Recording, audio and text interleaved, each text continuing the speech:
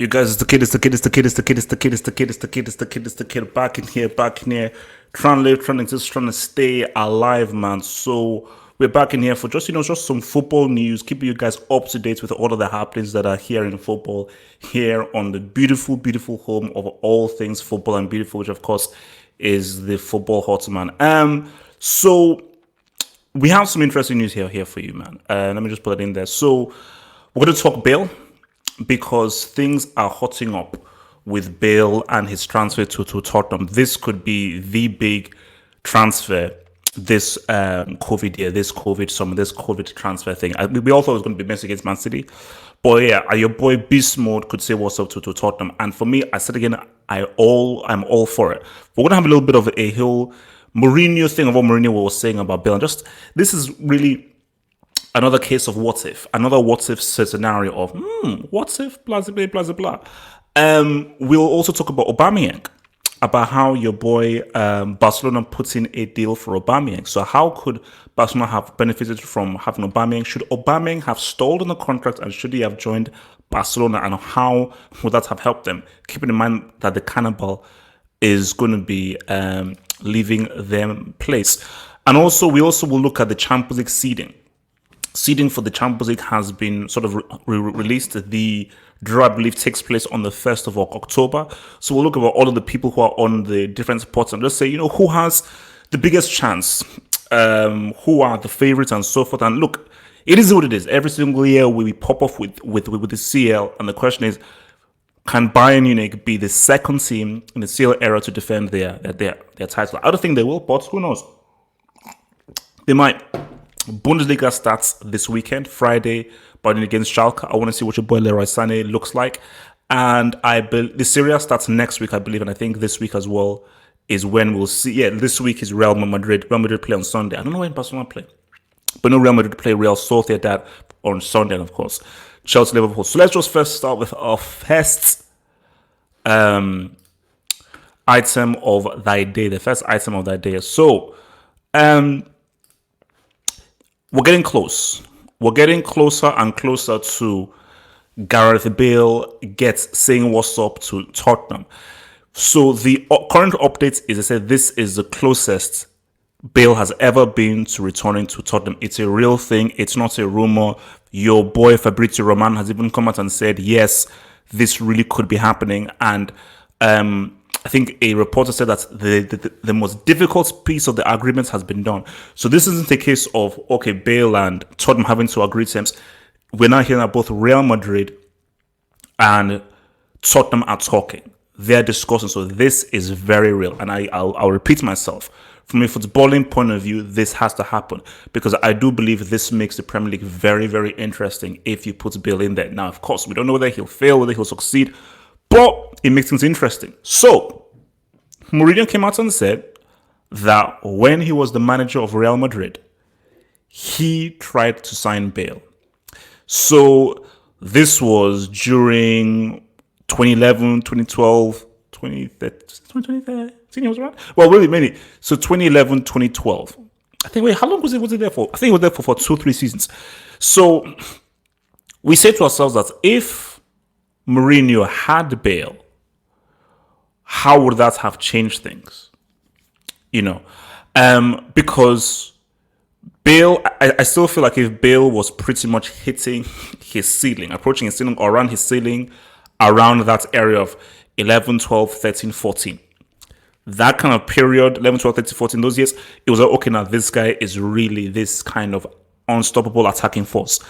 So we all know that, look, Kaká failed at Real Madrid. It is what it is. It does not take away from what he's done for Milan or his legacy, but Kaká just really didn't bring his best. He didn't wear his best suit to the Real Madrid dance. It is what it is.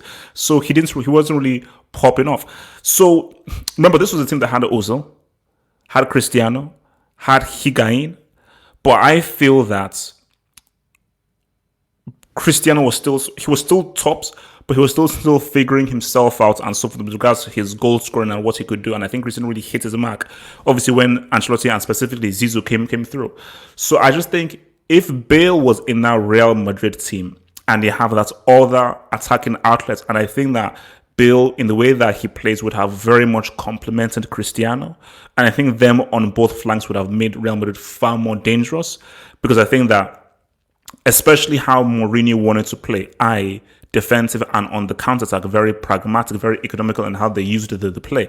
I think Bale would have been perfect for that with his speed, with his directness and his shooting ability, and how threatening he was on the attack. I think he would have been dynamite. So, do they beat Barcelona in 2011 if they had Bale? Who's to say? Who's to say? Because that 2011 Barcelona team were amazing. But I do remember that semi-final, and it was close. I remember Higuain, was he fouled? Was not fouled? I remember that was pretty close. So who knows? 2012, another close game, another very close game. I would like to believe Bale would have been the key catalyst that would have given them enough to beat Bayern Munich over 2 legs.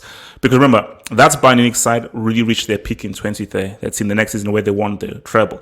So they were not really there at their peak. I think if you had put Bale in there, it would have been huge. So this shows that Mourinho was always an admirer of Bale and had always tried to bring him through. And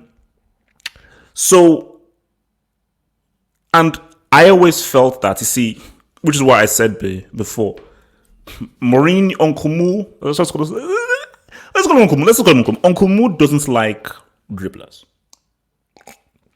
or these creative flair players. He's not really into flair players.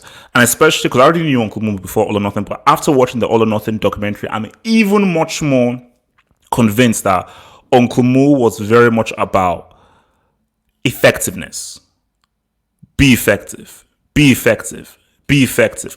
Do what is needed to get that G. Do what is needed to get that W. Do what is needed to come up trumps. That is how I think Uncle Mo has always wanted to operate. And I think Bale is the perfect guy for that, because Bale is an impact player. Bale is not the guy that would do like 3,000 step overs or go left, go right. He is the perfect guy for Mourinho. So the only question is, and I think there's always questions, because this isn't a case of like, oh, he's going to come, he's going to be amazing. This isn't 2010 Bale. It's not 2012 Bale. It's not 2014 Bale. Is the Bale of 2020? He is not as good as he once was. He is past his peak. He is 31 years old. Going to be 32 next year. So, you see, for me, I don't think the age, is that much of an issue, because look at what Aubameyang is doing at 31. He's saying what's up very easily. Very easily. And also, yes, a large part of Bale's game is based on his speed. And with age, you do lose your speed. But what Bale can't lose is his shooting ability, his shooting accuracy. And I think if Tottenham creates a situation where they can just get Bale in good positions, good goal scoring positions and so forth, I think there's still enough speed in his 32-year-old bones to be able to say what's up. But yeah, like for Real Madrid, so this is on loan. Because I know that Tottenham are about to close the deal with Reguilon. And the thing with Reguilon is that is a buyback, which means that they gave it to him on loan, but Real Madrid can buy him back at any point over 2 years, which I think is quite a crazy deal to do. Because what if Reguilon now goes to Tottenham and he's amazing, he does superbly well, and Real are like, oh, you'll be playing real well, okay, buy back. It's like, damn it. But I don't think that's the same deal with Bale them. And so I don't think Bale is motivated, because I think you're viewing Bale based on his time at Real Madrid, where he's not been being played. He doesn't get along with the manager. He's frustrated at being on the bench. So those things will not give you motivation. So, because let's be real, it's very easy to say, look, Bale, he's not interested, doesn't care anymore, he does about golf. But let's look at the whole story. He's not being played, and put yourself in his shoes. Champions League final. You're one of the biggest signings. You're benched for the Champions League final. You are pissed off because this is why you were brought in. So it's already embarrassing that you're sitting on the bench as one of the most expensive signings. You come on and you score 2 goals in the second half to help them win, and you still don't get played. I think you'd be pissed off. Let's just keep it real. You would be pissed off. So yeah, man. Bale will get injured as well, and 500,000 a week is laughable. They must hope to sell some shirts, otherwise it's a dumb move. But you see, Mo, how is it a dumb move when Tottenham, yes, they already have attackers. So Mo, are you saying that they should reject having Bale? Because my whole thing is that it's the potential of what he could do. Because 100% you're right. That's the risk. In life, we all have risks. Okay, life wouldn't be life if there was not a risk. So the risk is he could get injured. So my thing is that, is it worth the risk? For my thing, it is worth the risk. Okay, you get him, he gets injured. If he doesn't really play well, but what if he doesn't get injured? What if he does truly help Tottenham say what's up and help them win games? Because Levy wants to win a trophy. Mourinho wants to win a trophy. And you have a guy who has come with experience of winning multiple trophies in huge games. So for me, there's such a thing as a calculated risk. And for me, I think this is the calculated risk that is needed, man.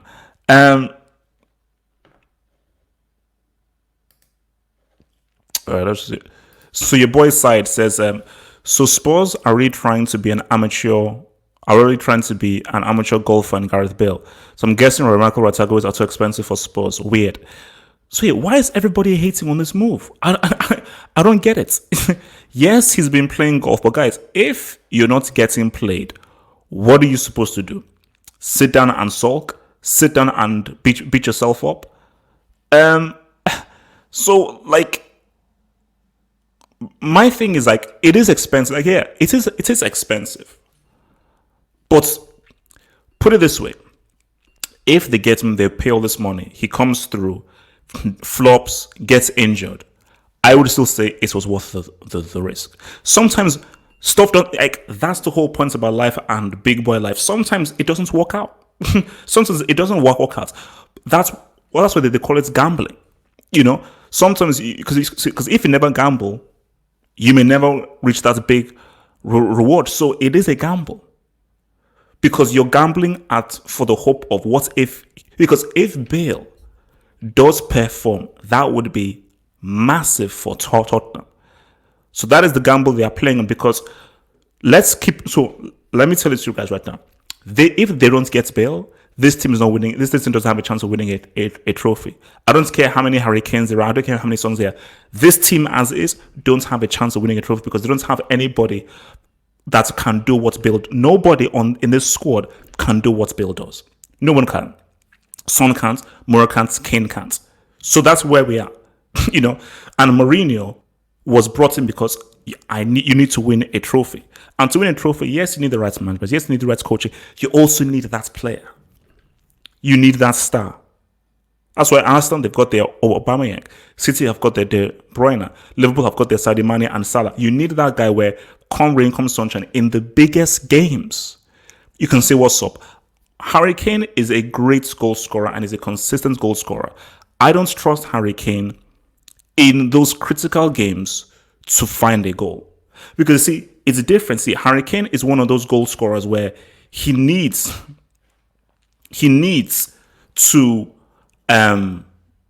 service. Harry Kane can't create a goal by himself. He needs service. Bale is one of those dudes where, given the ball, he'll just shoot and do something. Or look at his goal against Copa del Rey. So that is something that is goal does. A guy who doesn't need distribution, doesn't need the right team, doesn't need the right set, where just give him the ball, he can go on a run and just produce something out of nothing and just go as an individual. Those are the kinds of players that win you trophies, that win you those key games. Because what Mourinho wants is, obviously, you want to be consistent and so forth, not to lose to Everton, but you want to put yourself in a position where, all right, it's against Liverpool, it's against Chelsea, it's against Man City. If we win this game, it puts us in a great position to try and do something to win this league. Or we're in an FA Cup quarter, FA Cup semi. It's a tight game. We need someone to show up. I just don't trust Kane. Son sometimes does, but who do you trust more to show up in a big game and do something? Kane and Son or Bale? I get it. It's Bale in 2020. So can Bale in 2020 do it? That's the big question. But you guys saying that it's not worth the risk, you guys are mad. It is a risk, and it could fail. That's what a risk is. But there's such a thing as a calculated risk. That's the whole thing of like, you could, so, and this is the thing, can you live with the failure? Some people say, man, I can't live with the failure. Basically, it's like the PS5. I can't live with the failure of spending $500 on a PS5 and the console is trash, the games are trash, and I don't like the games, and it isn't that much difference from the PS4. You see, that I can't live with. Hence why I'm not going to be touching a flipping PS5 either for $400 or $500 because I can't live with me getting it and me actually being bored and actually being entertained by it. So I can live with that failure. But for Bale, okay, he's injured, doesn't work out and so forth. It was still worth the risk.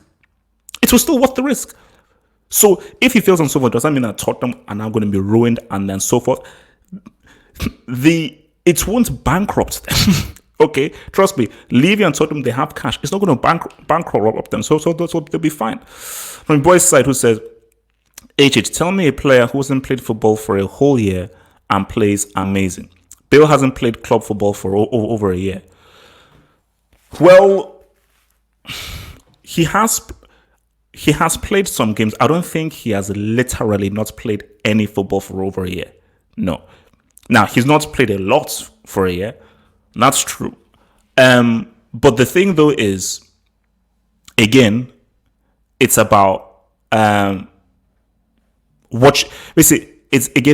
about a risk.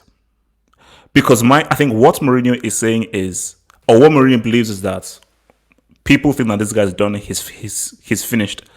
But I feel and I believe that I have the ability to unlock that special magic ability within him for him to say what's up. That's what I want to do. Just for him to say what's up, I believe that I can. From Just Besson, Tuchel has lost the dressing room, sack pending. Guy, actually, Tuchel was always a brick to begin with, so I don't even know why anybody even believed in Tuchel to begin with. So, moving on from that, this is another interesting one. So, as we all know, Aubameyang has signed a contract with Arsenal. But Barcelona actually made a concrete bid and a concrete offer for Aubameyang. And I think this is proof that Koeman 100% doesn't want the cannibal in it. And Koeman's striker was Aubameyang. What are we thinking, guys? Should he have waited? Do you think that Aubameyang made the wrong move in waiting and signing the contract for us? Because look, let's keep it real. It's Barcelona. It's Barcelona, and it's the chance to play. Basically, it's Barcelona, and it's a chance to play with Messi. So my thing is, did Aubameyang know of this offer before he signed the contract? That's what I want to know. But the news story does say that this offer was made before he signed that contract. So I'm sure he would have known, or his agents would have known. Because look, there are many various things that goes into someone's mind when they sign this contract. And I think the main thing that Aubameyang was maybe thinking was my family, my happiness, my role, my teammates, the friends that I have here. I feel good. And I think Aubameyang definitely just see that he genuinely enjoys his time at Arsenal. And I think he has a very, very special connection with the fans. And I do believe that when he does retire, he's going to go down as one of the most beloved players that Arsenal have had. But let's talk about this in a footballing sense. Aubameyang at Barcelona would have been very, very interesting. That would have been very, very interesting. Because you now have, because imagine you have the goals from Messi, you have the goals from Aubameyang, you've got Fati, you've got the Us, and so forth. That would have been very interesting because 100%, guys, in 2020, let's keep it real, Aubameyang is a far superior striker to the Cannibal in 2020. So this is a considerable upgrade in terms of striking quality. And I believe that he would have played striker, but still, based on how Barcelona played, it would have been very, very fluid and so forth. So I don't think he would have been stuck in that striker's area. So, like, if I was advising Aubameyang, I would have recommended Barcelona because this is Barcelona. It is very rare to play for a club like this. And then there's that whole thingy of playing with a top tier player like a Messi and so forth. So I think that it's hard for me to say that you made a mistake because on one hand you say to yourself that like, bro, why wouldn't you wait and join Barcelona? You know, because it is definitely and if he had joined Barcelona, no Arsenal fan can say anything. No Arsenal fan can say anything because literally he would have left having given his best and top for basically he would have left having delivering you guys the FA Cup. And you see now, because remember the Cannibal is still trying to leave because I think they said that Messi is trying to convince the Cannibal to stay. But what I was also hearing is that no. It's not about convincing him to stay and everything. Is these guys actually, like, Barcelona still want to sell this dude, but more importantly, Cannibal still wants to leave. So there could be a safe situation if Atletico or PSG come with a real offer and make the deal happen. Barcelona could go into next season without a striker. Because I do believe that this was the striker that they wanted, which goes to the point I was making yesterday that no, Depay isn't going to be played as a striker. They're looking for an actual striker. And this was the dude. So with Barcelona missing out on him, I don't know who they go for because I just don't see. I mean, I'll say unless Koeman is forced to keep Cannibal, then it is what it is. Like if they can't offload him, then you have to play him because I think Koeman he has to play with a strike. I don't think Koeman is going to play with a false nine. But I don't know because look. It is amazing news for Arsenal because Arsenal, you have literally a world-class player on your ranks. You have a world-class player on your ranks and he shouldn't be playing for Arsenal. Okay, I don't care what any Arsenal fan says. Aubameyang is too good for Arsenal. You're talking about one of the best strikers in the world. So if you're one of the best strikers in the world, you should at the very least be playing for a club that's in the Champions League. At the very least. And it's going to be, and there is no guarantee that Arsenal will push for top for this season for sure. There is no guarantee that they will make top for this season. It is going to be extremely hard for them to do so. And I just think that having one of the best clinical finishers in the world, not in the Champions League, I think is sketchy. I think that's sketchy, personally speaking. From a boy yesterday said, who says, HH, when will you come out and say that Barcelona should sack Koeman? I don't want to see Messi carrying this team once again. Saido, why should he be sacked when he's not even had one game yet? This is what I don't get about people. This man has yet to play a game. He's yet to manage a game. And you're really already calling for his head. That, my friend, is what I call harsh. That is what I call incredibly harsh because you can't judge him yet. Koeman, he's still building his team. And remember, see, this is my thing. After you lose 8-2, there isn't a lot you can say. There isn't a lot you can say after you lose 8-2. Like when you lose 8-2, you have to just chill. You have to just chill, man. So guys, seeding for the Champions League has happened. And also, that's it. My thing was, so it seems as if the Champions League is going to go through and carry on. So does this now mean that we're going to have two legs? people can still travel?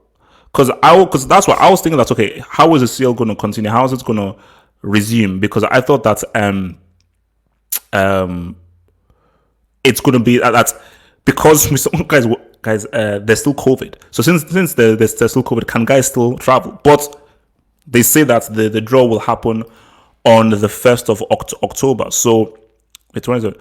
So yeah, the UEFA Champions League draw takes place on Thursday, the 1st of October, at the House of European Football in Nyon. Okay, there we roll. So these are the pots. So in pot one we have Bayern. What? Sevilla? Oh, because they were Europa League holders. Bayern, Sevilla, Real Madrid, Liverpool, Juventus, PSG, Zenit, Porto. Wait, how the heck has Zenit in pot one? Pot two. Wow, man. What a fall. Well, I don't suppose not football. It is what it is. So pot two is Barcelona, Atletico Madrid, Man City, Man United, Shakhtar Donetsk, Dortmund, Chelsea, Ajax. Wow. Okay. Pots 3 or 4, Leipzig. Inter in pots. Man, Syria gets disrespected. Now that is interesting. So pots 3 and 4 is RB Leipzig, Inter, Lazio, Atalanta, Lokomotiv Moscow, Marseille, Club Brugge, Mönchengladbach, Istanbul, Başakşehir, and Rennes.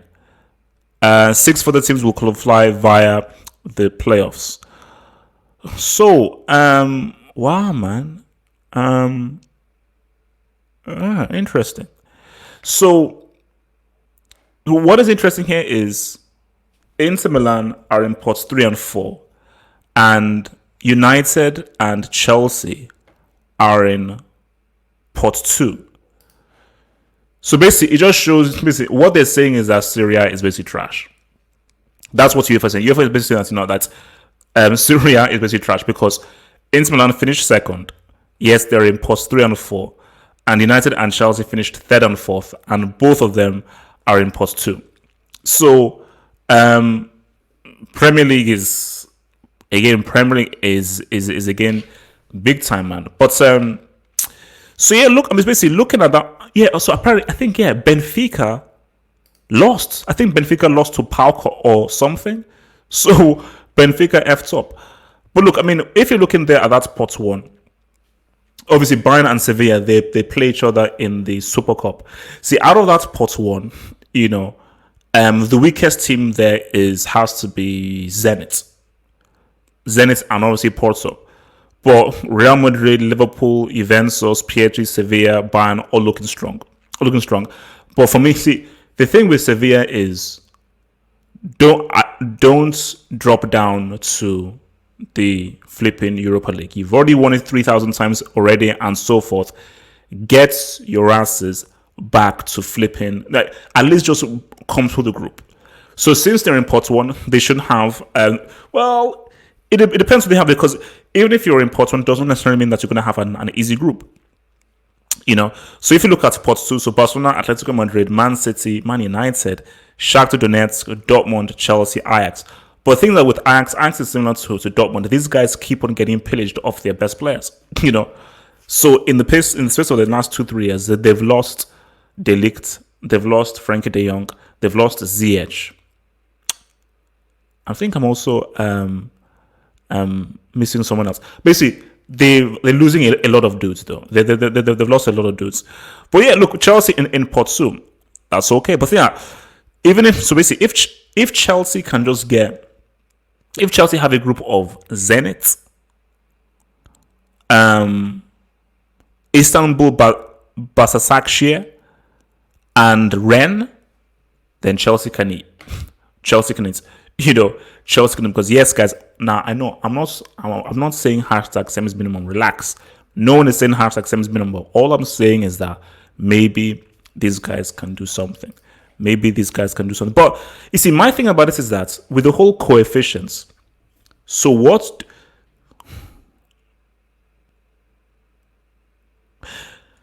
So I suppose it is based on performance. So if you think about it, yeah, it's based on, so a Serie A team made it to the Europa League final, but no Serie A team made it to the semis. So Leon, Leon made it to the semis, and PSG made it to the final. So shouldn't there be an argument for there being a French team in pot 2? That's what I'm saying. Because if you keep it real, how good did the Premier League teams do? So obviously United made it to the semis. So United made it to the semis of the Europa League. Champions League, City got knocked out in the quarters. Chelsea got knocked out in the round of 16. United were in the flipping Europa League. And Liverpool got knocked out in the round of 16. So my thing though is, why should that again? I just need the next explanation. Maybe you guys can tell me, why should the Premier League still have those coefficients if they didn't actually perform that well in both competitions? I mean, the competition that they performed best in was in the Europa League with his Man United getting to the semis. But my thing is that overall, Ligue 1 was better. So the coefficient might be based on the season before last. Okay, but see, my thing is that's stupid. That's stupid. It should be based on how well did your league do this past season. So we assess how well your league did in the past season. Boom, we switch it up. Why are you doing it from 2 seasons ago? That makes no sense. That makes no sense. The only thing that makes logical sense, okay, how well did you guys do in this past season? And then let's just write. It is based on a 5-year period, not 1 year, which I think is stupid. Why are you that? For me, I suppose people say, okay, 5 years means that you give a much bigger, larger sample size. Okay, but still, I just think that it would make more sense, because it's the same thing why I say form. And I always compare players based on form. There's no point in comparing a player based on the last 5 years. No. What have you done for me lately? How good are you right now? So for me, I'll say, all right, how good did your league do last season? And see, and that's the thing. So you get punished if you don't perform well in this competition, and your punishment is you get it's more likely that you get a tougher group. So if your league as a whole don't perform well, you get punished by putting in the long in a lower pot, which I just think makes much more sense. So for my boy Martin Rosario says that Bam is Tatum's biological father. HH Heat, bro. Bam said what's up. But let's leave that people talk for that. So guys, last 30 minutes, man, I'll take some questions, man. Last 30 minutes, I'll take some questions. So send in those questions, guys. Send in those questions, man. Send in those questions. Send in those questions, guys. Send in those questions. Last 30 minutes, man. All Premier League teams apart from Liverpool and City should be pot 3. Why should Man City be... So where would you put Man City then? Because where are Man City? Okay, Man City are in pot 2. Man City in pot 2, okay, because they came second. But my argument for Man City is, you know what? You can make an argument that Man City should be in pot 3. Because I would put City in pot 3 just for specific punishment based on the amount of money you've spent and how poor you've come. You have not... So you want to do the whole five-year thing? In the past 4 or 5 seasons, you've never made the semi-final. So the last time you made the semis was in 2016. That's the last time you made the semis. And that's the only time you've made the semis. So 2017, 2018, 2019, 2020, you have never even made the semis. So do you even deserve to be put into pot 2? I'm not sure.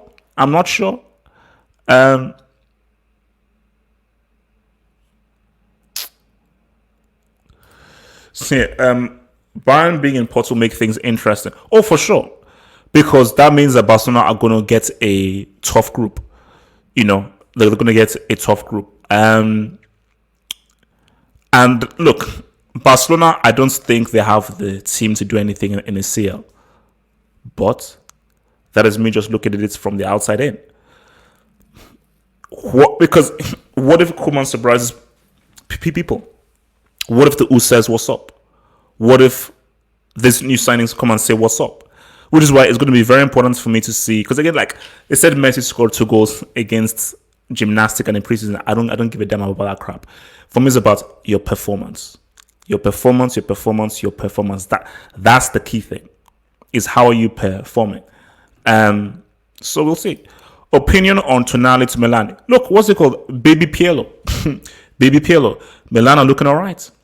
And I think that is a good signing. And I think it was either Juventus or Inter who wanted Tonali, and he turned them down because he wanted to go to Milan. So obviously he wanted to follow in your boy Pirlo's footsteps. Yeah, look. Milan, as I said again, I will only believe it when I see it. But things are looking promising. I still don't have faith in them putting so much on a 38-year-old. Again, I'm not ageist and so forth. Ibrahimovic is flipping 38, 39, and you and him have been one of your main players. I don't know, man. It seems a bit odd, but yeah, no, it's cool. So I'm interested to see how he develops and how good he can be. But from what I saw with him from, I think it's Empoli. I believe it's Empoli. He's all right. Dude looks all right, man. So I was saying, speaking of Pirlo, guys, you realize that Pirlo has only just received his coaching license. Juventus hired a manager who didn't even have his coaching license. What is wrong with that club? I mean, like, how do you do that? So you had a coach who is still going through. Basically, you had a guy who is still waiting for his diploma. How? I mean, how do you do that? Look, man. As I said again, if Inter Milan or Lazio or Atalanta allow a dude to win that Serie A League title where he's just finished his coaching license, I think the other Serie A teams, they shouldn't be allowed to play football. Sorry, you're right, Brescia. I always get them mixed up. It's Brescia. That's where it is. Because that is actually the hometown of Pirlo. I thought those guys are similar because Brescia is like the hometown of Pirlo and like Balotelli. So who wins the CL this year? Go. Impossible to say. I don't feel Bayern will defend their title. I think Bayern just peaked. But don't look past Liverpool, man. Don't look past Liverpool. Liverpool still have that. Because remember, see, this thing about it. A league, you need a squad. I need to keep on buying. Look at Real Madrid. In those 3 years, what new player did Real Madrid really introduce? That was pretty much the same team for those 3 years. It was pretty much the same team for those 3 years. So I have a lot of faith in Liverpool because they will know that they should have beaten Atletico 100%. So the fact that Van Dijk is still there, Salah is still there, Mane is still there, those key players, Robertson is there, Trent is there. For me, like, I think Liverpool, for me, are my favorites to do it. Because remember, Liverpool never met Bayern Munich, and I don't know who wins that game if Bayern played Liverpool, especially with how high Bayern would press and so forth. So for me, don't look past Bayern. Yeah? Wasn't Zidane still getting his badges when he took over? There's a difference more. Zidane was actually an assistant manager to Ancelotti. So you actually literally saw him in the dugout. Pirlo has never had any coaching or management whatsoever. Okay, he is just stepping into this whole thing literally as a rookie. Literally as a rookie. Zidane still had experience, and he was still part of the coaching staff that's in 2014 when they won the UCL. So it is totally different. It's not the same. It is not the same.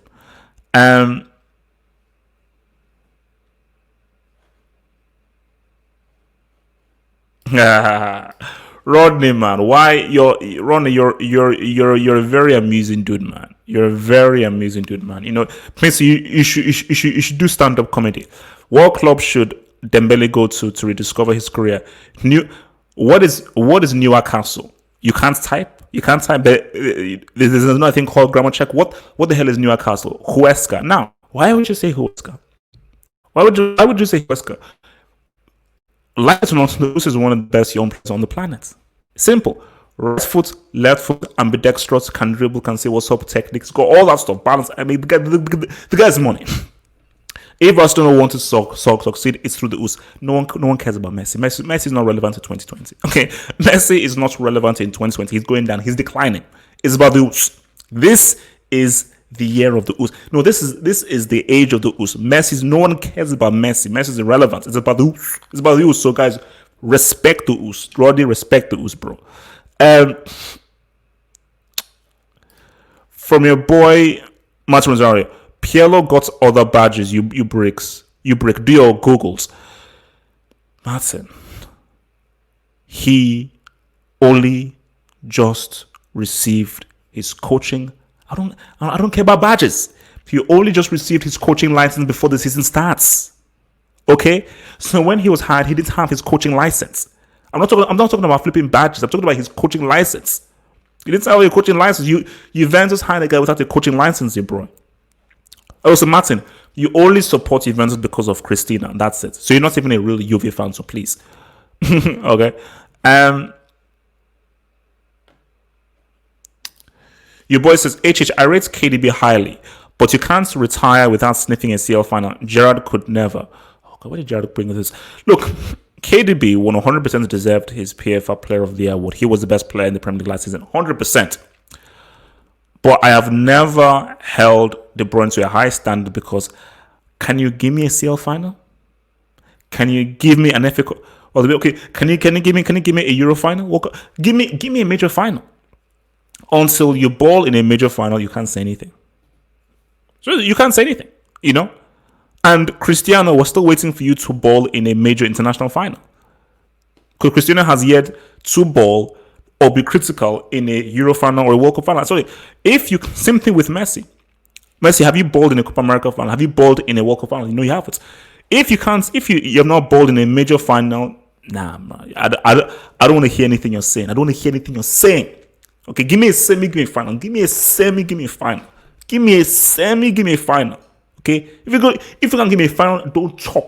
Don't talk. Okay, don't talk. You guys saying like that? I tell you, man, all you guys, man, you guys are fake, man. You guys are fake. How would Messi be remembered if you take away his goals? Oh, he would be remembered as a great dribbler and a superb playmaker. That's what I'm saying. So that's how we're gonna do. So I think it's because he isn't just a goal scorer. You know, there are certain players that if you take away their goals, they are poverty. You know, like certain players, if you take away their goals, we're looking at class C. But Messi, playmaking, creativity, ability on the ball, playmaker. You know, so he'd still be remembered as a very, very gifted, incredibly gifted individual player. Fati, Trincao, and Kutz. Who is Kutz? Are having the ooze, keeping the bench warm for them. First of all, Fati, boom. Who the hell is Trinky? Trinky? Who the heck is Trinky? So first of all, you can't be called Trinky and keep anybody on the bench. So you already failed there. Coutinho, Is this 2014? Is this 2018? Mate, maybe by the time machine, we're in 2020. This is the year of the Oos. Is the year of the Oos. Who the heck is Trinky? No one. Okay, give me a name that someone knows for. Where did you pull that name out of your ass? Trinky and what's Coots? Who the heck is Coots and Trinky? Man, clear off, man. Your boy Martin was like, what does this guy want? Fam. Oh, I'm your family now. Pirlo got his license last year. Lie. And became under 23 coach, then main coach. Lie. He recently go to on the match. You don't follow Juve. Say this one out, bro. LOL. Martin, I read an article that's let me even put this in. Pirlo coaching license. Let me see what this guy says. Pirlo coaching license. Andrea Pirlo yet to obtain UEFA Pro license. Juventus boss Andrea Pirlo finished second to Thiago Motta on his coaching course. See, Juventus boss gets coaching license in time for new season. So there you go. That's a fact. Trincao is amazing. Watch. Shazam, I don't care. He may be amazing. Trincao is not those. I'm sure he's quality. He's not the Oos. He's not the Oos. Okay. If he was so amazing, I would know about him. He can't be that amazing if I don't know about it. If it was that amazing, I'd know about him. So he's not. Sorry, he's the Oos.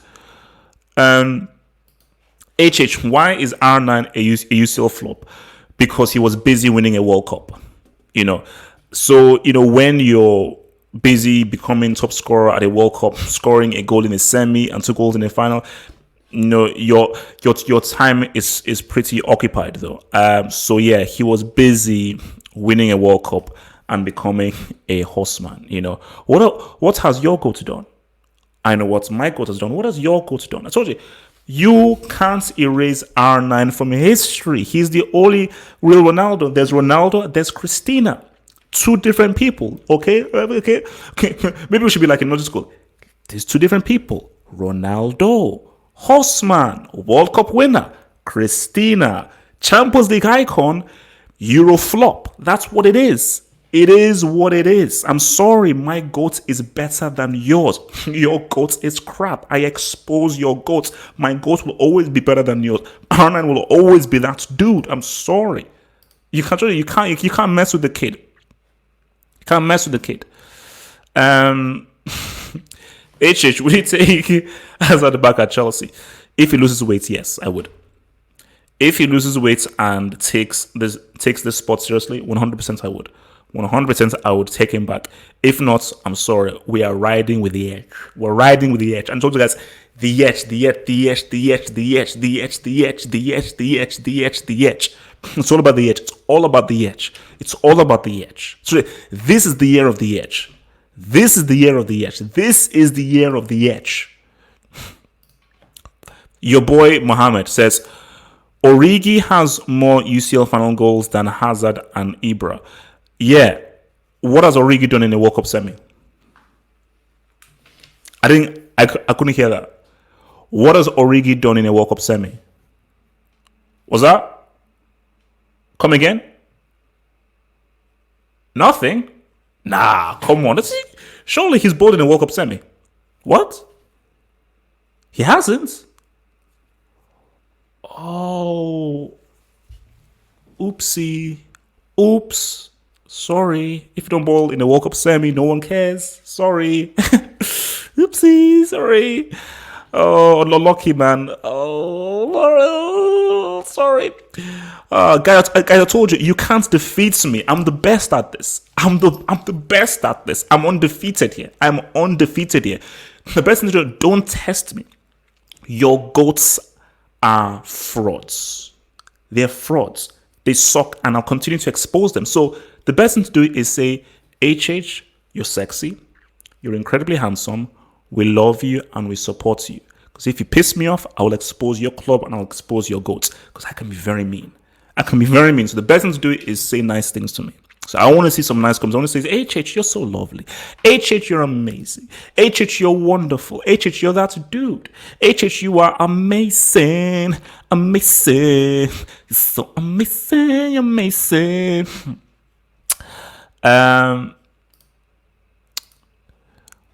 Let's see. HH, why the hell did Areola move to Fulham? From PSG to Real Madrid to effing Fulham. Well, Coach Naras, there's a little thing called game time. And if you're a player, it's the same reason why Martinez moved to Aston Villa. It's like, I need to play. I need to play. And I need to show what I can do. And he knows that at Real Madrid, with Courtois as number one, he's hardly going to play. At Fulham, he's going to straight be the number one keeper. And that's, for him, will be able to show Deschamps what he can do. But one thing about it is that I think it's for him is just to have game time, because Deschamps is very stubborn. And Deschamps is not going to change Lloris for anyone. So, from the real deal, if Cristiano wins the CL with Juve, will he move in your top 50? No, he will not. Because he is not skilled enough to be in my top 50. So, in terms of achievements, he'll be like top 50, top 20. But in terms of players, personal thing, I told you guys, I'm never putting Cristiano in my top 50 best players of all time. It's just never happening. I just don't rate the dude. Great professional, superb athlete, has done amazing things for football, broken amazing records. I just don't think he's very good at football personally, and he doesn't excite me. I watch him, I'm like, what's his trash? Like, I say, what's his trash? I'm looking at. I just don't rate him as a player. He's okay. He's average, man. He's average. The boy Alex once said that he saw the Oos highlights to today. Ball landed on Mats. Alex was easy. To see those Saturdays, the season started, guys. Just chill with the Oos. Chill with the Oos. It's gonna come, baby. The Oos is coming. The Oos is coming. The Oos is coming. Just chill, man. Chill. The Oos is on his way. The Oos is on his way. Trust me. I told you, man. You're gonna feel the power of the Oos very soon. From your boy Martin Rosario, yeah, UEFA laugh my ass off. It's different, but internet never lies. Martin, the internet does lie. So I don't know what internet you're looking at, but the internet always lies, man. Okay, so guys, just listen to me. That's my thing. Just listen to me. That's the thing I want you guys to do. Just listen to me.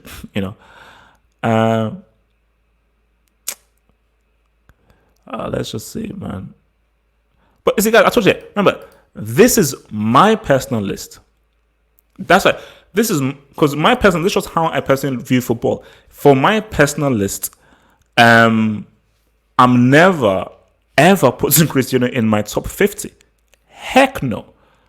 I don't even think he makes my top 60 or top 70 in terms of players in all positions and how I see the sport of football. I don't rate Cristiano that highly. I'm sorry, and that's just me. So that's just for me how I personally view the game. When I look at him, I say, "Nah, this guy is not just I'm sorry. He doesn't excite me at all when he plays. He doesn't excite me. Sorry. Lampard has blood on his hands. If he forces out to show, he is a generational talent with a higher ceiling than Havertz, and sick. Has never been given a fair run in the team. He's the future. F Mount. You see, for me, look, I don't know about whether he has a higher ceiling than the sick. I'm not sold on Havertz personally, but it's higher ceiling than the sick. I don't know. He's better than Mount for sure. Sick, I'm not too sure about that. But my thing about it is, you're right in the sense of you will only know if a guy plays, and if you're not going to play, dude, how will you know how good he can be? Hence why, if you're Cho and Bayern Munich are offering you more games than you've got to take it. And I think the signings that Chelsea have made is a clear message to Hudson-Odoi that you're not going to get game time. Simple as that. You simply are not going to get game time. It's not happening for you, bro. So it's unfortunate. It is what it is. But this is the harsh reality of life, man.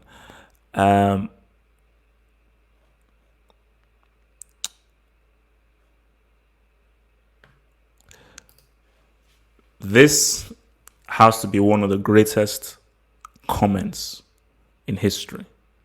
My dear friend Alex, I don't know why people don't want to accept this. I am never changing my viewpoints. It's never happening. There is nothing Cristiano will do to change my viewpoints on him as a player. In terms of achievements, oh my gosh, he's one of the greatest of all time in terms of achievements. But in terms of as the quality as a player, there is nothing he will do that will change my points. He will never, ever, in my eyes, be an amazing football player. It will never happen. It's impossible. So, as I'm saying again, guys, why do you... It's like if people want to try and convince me otherwise, it's not happening. It's not happening. I'm never changing my viewpoints on Cristiano. It is never happening. So when it's like if when like let's say he breaks the record, like, now, oh, okay, he's won another Champions League and everything. That's an achievement.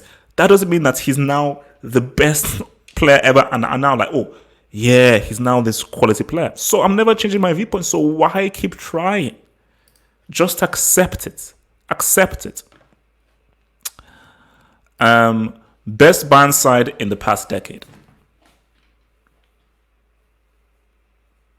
2013, for sure. That was the best Bayern side. When they added Javi Martinez to that team, replaced Mandzukic with Mario Gomez, peak Robben, peak Ribery. Schweinsteiger was the best central midfielder in the world at the time. You had the boy Boateng there. You had Neuer in there. That team was quality. Like Dante was a bit tricky. You had the boy Barcelona and Lam. Like for me, that Bayern team beats this Bayern team. For me, like that would be an amazing match. 2013 Bayern against 2020 Bayern. 2020 Bayern got Lewandowski, they got Gnabry, they got Koeman. But for me, I think the 2013 Bayern would win purely because of Robben and Ribery. That highline would get ripped to shreds by Robben and Ribery. You know, although how would the 2013 side cope with the pressing of the 2020 side? It would be a good game, but I still think that that 2013 side were on a different level. They beat Barcelona 7-0 over 2 legs. They beat them 7-0 over 2 legs. The 2020 side beat them 8-2 in 90 minutes. So, but I still think that the 2013 side, because actually, peak Robben is different, man. Peak Robben is different. All right, what else do you guys say, man? What else are you guys saying?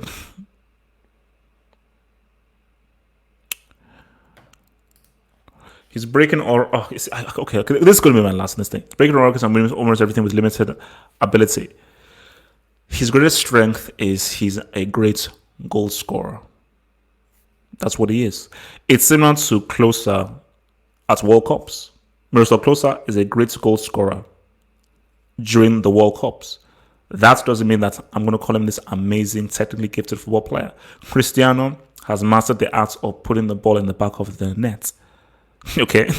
And he has broken records in terms of putting the ball in the back of the net. So you're good at that skill of putting the ball in the back of the net. That doesn't mean that aesthetically, visually, in terms of great technique and ability, you're a top tier player. You're not. So it is what it is. Don't argue. 5 UCLs or 1 World Cup agent. Now you see, 5 UCLs is amazing. That's what 5 trophies. There is no trophy more valuable than the World Cup. There isn't. So every 4 years, the whole planet is watching. It's your country. It's your country. Your club is your means of employment. It's a company you work for. The country is your culture.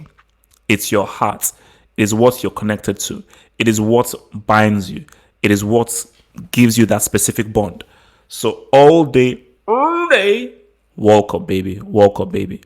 All right, let's see what you guys say, man. Yes, there will be an NBA stream. Look on the half up sorts. Everything is scheduled on the half up sort. There is going to be an NBA stream in a half an hour. So, guys, see you guys. So guys, tomorrow, remember, football dugout. Football dugout is popping tomorrow. And maybe I may do like late night thingy stream. I'll see what I can do. But tomorrow, Football Dugouts Q&A on the Football Dugouts channel. I hope to see you guys there. And on Friday, you know what? We'll have a nice, good old marathon Q&A on Friday. I'll get my sleep, and we can have a nice marathon Friday Q&A to really say what's up, man. So guys, remember, be good, be kind to everybody, be nice, be gravy, and I will see you guys very soon. Remember, look out for the live streams that are happening all this week in terms of post-match analysis and so forth. Stay true, stay real, stay sexy, stay funky, and your boys out.